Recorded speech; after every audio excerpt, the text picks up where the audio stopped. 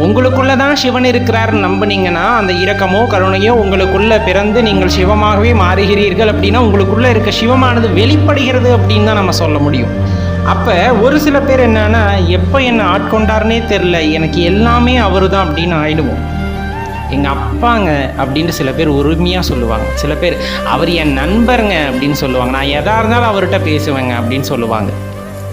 அதே போல் சில பேர் பார்த்தா அதெல்லாம் எனக்கு சொல்ல தெரியாதுங்க, அவர் தான் எனக்கு எல்லாமே, அதை சொல்கிறதுக்கெல்லாம் எனக்கு வார்த்தையே இல்லை அப்படின்னு சொல்லுவாங்க. இதெல்லாம் உச்சகட்ட பக்தி அப்படின்னு சொல்கிறது.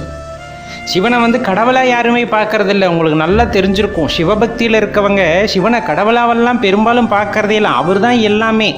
ஏன்னா நான் தானே அவரை நான் எப்படி பிரித்து பார்க்க முடியும்? அதனால தான் என் தாயாக, தந்தையாக, நண்பனாக, காதலியாக, காதலராக, இது மாதிரி பல வடிவங்கள் அவருக்கு கொடுத்து வழிபடுகிறார்கள் சிவபெருமானை.